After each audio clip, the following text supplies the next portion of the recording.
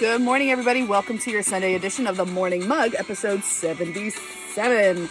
Just some friendly reminders. We are now on Facebook. Check out Hetrick's Morning Mug. Like the page if you are a Facebook user. Don't forget to send those mug shots to hetricksmorningmug@gmail.com or on the socials at Ms_Hetrick, Twitter or the Insta. Mark those calendars for the 23rd of June. 100th episode will be done live on Facebook, 10 a.m. Prizes. I don't know what they're going to be yet. Probably mugs, but be there. Be there. All right. This is a full one today. So strap in, pause if you need your, refill of your morning beverage. Here we go. So today is the 31st of May, the last day of Mystery Month. So yesterday, I did a curbside pickup at the Mechanicsburg Mystery Bookshop. I highly recommend supporting as many small businesses as you possibly can. They don't know I'm talking about them. I mentioned them in an earlier mug. So I got the next two books in the series that I started that I got with them, and just the absolute sweetest people.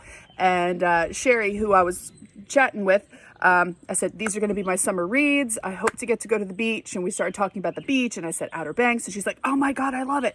So if you get a chance to go, call me. Even if you haven't read your books yet, call me and let me know how your trip is. I'm like, how sweet. Just genuine sincerity of people. And right now, I'm really, truly appreciating that. So since it is the end of Mystery Month, let us have one more 2-minute mystery. What would be good music here? Yeah. This is called The Case of the 3 Cucumbers. Dr. Halgian stopped at the street peddler's vegetable stand on the corner of Worth and Station Streets. 3 cucumbers, please, he said. Nice ones. The youthful peddler selected 3 cucumbers and dropped them into a brown paper bag. 3 nice ripe ones, mister, he said, handing the famous sleuth the bag and his change. Opening the bag, Helgian checked the 3 green, rough-skinned vegetables and bumped into a heavy woman carrying a shoulder-strap pocketbook. He had barely muttered his apologies when a black car had turned the corner. It moved slowly toward the entrance and the entrance of the National Trust Company Bank on the opposite side of the street. Helgian glanced quickly up and down the block.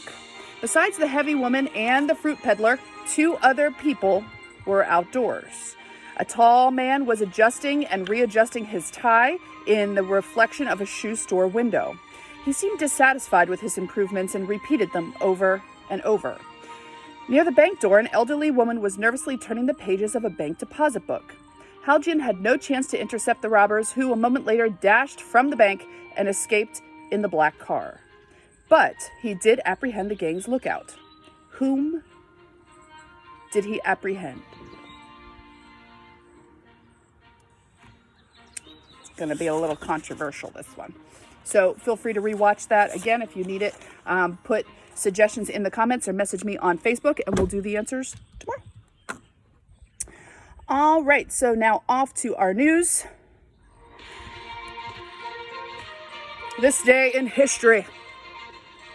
1859, Big Ben rings over Parliament for the first time.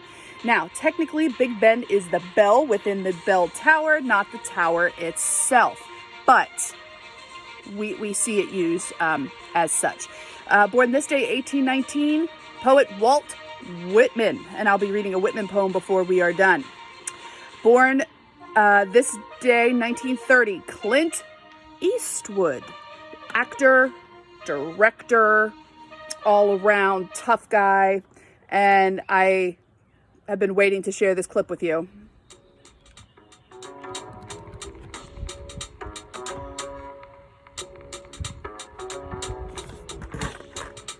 Daily dose of Hank.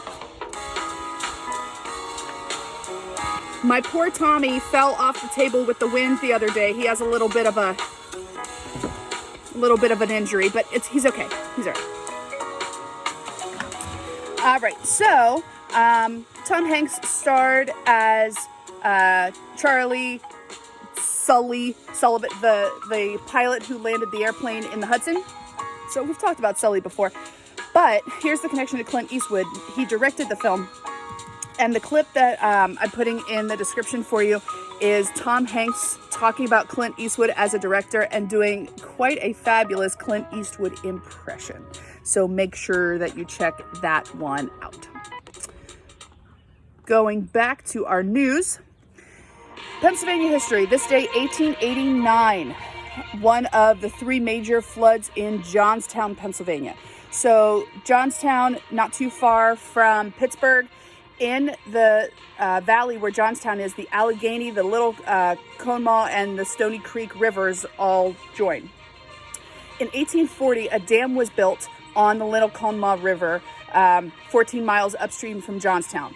It was an earth dam, so they didn't use steel and concrete. They were using all natural materials to do that. It was about 900 by 72 feet wise. So the largest earth dam in the U.S. at the time.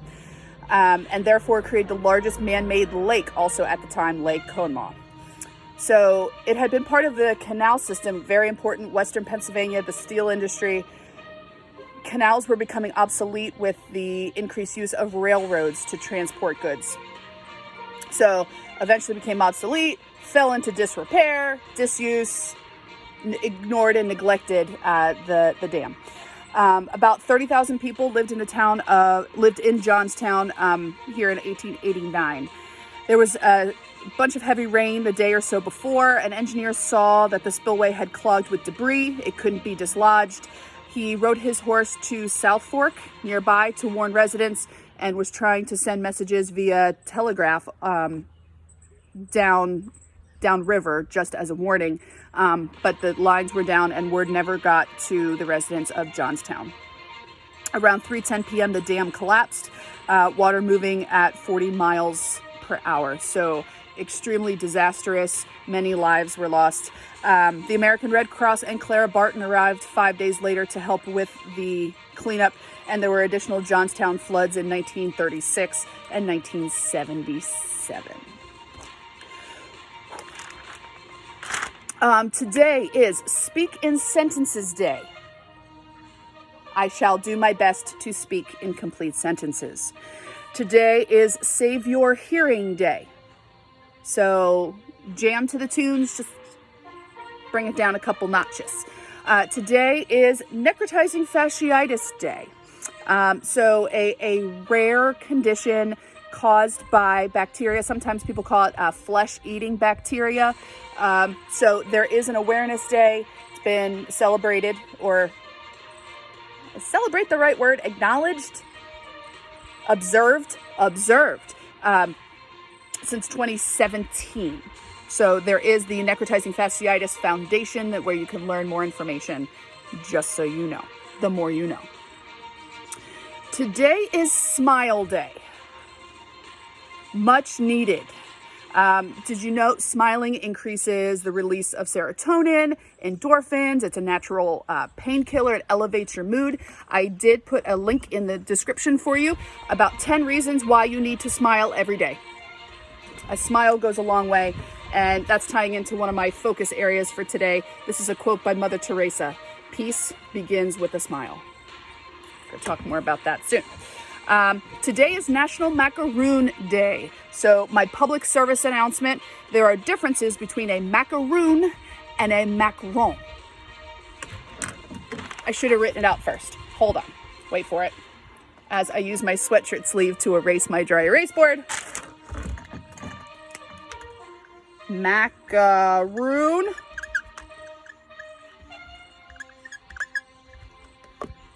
Macaroon. Macaron. Macaroon, macaron. Okay, so let's talk about the differences with these, shall we? So macaroons, today is Macaroon Day. It is a dense cookie, often coconut-based, very sweet, chewy. Okay, a macaron is the thing that looks like a little sandwich. It's meringue-based, a variety of colors and flavors.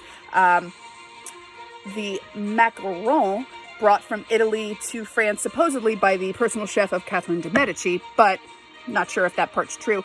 And it's not overly sweet. Two different things. Easier to make macaroons than macarons. Shout out to Rebecca, who's working on her macarons. I cannot wait to taste them. Props to you. It is an acquired art. And you know I can't bake. I cannot bake very well. Cooking, because you get to just throw stuff in and it works out.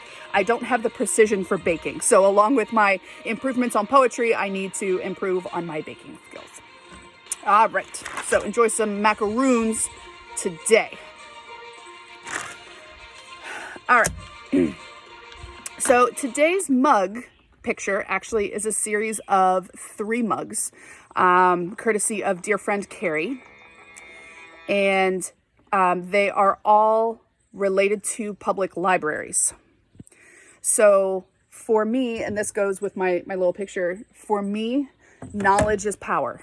You don't necessarily have to read in order to acquire knowledge, but having the more information you get, the better founded your opinions can be, and you have more ways to articulate what you're thinking. So the last few days have been quite intense here for us. There was the NASA SpaceX Dragon launch. They're on their way to the International Space Station, and in about an hour or so from now, they're going to be docking. I'm definitely going to be watching that. And I'm trying to get appropriate music. I'm sorry. Yeah. And also there has been a significant presence of protests and demonstrations nationwide because of the recent death of George Floyd. I had my last class Friday with my 5th period, and I said, you know what? I was reminded of this little sign. I brought it home when I cleaned out my classroom. Is this. My job as a teacher is not to tell students what to think. It's to help teach students how to think. How can you look at a source and determine if it's legitimate or not? How can you formulate your views and opinions and, again, articulate them in a way that others can understand? I'm a big supporter of the First Amendment. I actually have a link in the description that talks to you a little bit about peaceful assembly and what is freedom of speech and where are some of those lines drawn. I was trying to find some scholarly articles written by teachers, how do we support our students? Because the issues that people are protesting about are not new, but it's happening right now. It's easier as a historian to talk about the past. We're physically removed instead of living in a time when these things are happening. How to learn about and acknowledge the concept of privilege. What does that mean? So this has been an intense time for me. So, it's balancing because I obviously have my own views and my own opinions. It's not my job to instill those into my students. However, values of decency and humanity and respect, those are things that I do have to teach my students or remind my students that they are important. I'm not saying this is easy. The situation, it's not an easy fix. I'm not saying I completely understand all the nuances of what is going on. I have to acknowledge that, but I need to practice what I preach and learn as much as I can and ultimately stand up for humanity as a whole. So sending my thoughts to everyone as they're processing what's going on and what we need to do to initiate positive change for all of us. So again, that quote from Mother Teresa, peace begins with a smile. I don't want it to be lip service. We can say all these grand things and we need to actually have action. But that spoke to me as I was planning for you all today. So what I'd like to close with, I told you this would be a longer one, is a poem by Walt Whitman. Remember, it's his birthday today, called America. Okay. America by Walt Whitman. Center of equal daughters, equal sons, all alike, endeared, grown, ungrown, young, or old, strong, ample, fair, enduring, capable, rich, perennial with the earth, with freedom, law, and love. A grand, sane, towering, seated mother, chaired in the adamant of time. I think I'm going to need to post that today. I think so. So, last day of May, teachers where I teach, we're wrapping up those grades. So, sending all the positive vibes there. So, it's another day, another chance for amazing opportunity. And caring for each other. So, all right. I think 2 full pages of stuff today. My, oh my. So there it is. So until tomorrow, please, and I mean this as the wind blows, extreme sincerity on these words today. They're heavier for me today than normal. Behave, be good, be kind, continue to recycle, wash your hands, care for each other. So we're all that we've got. Okay. See you tomorrow.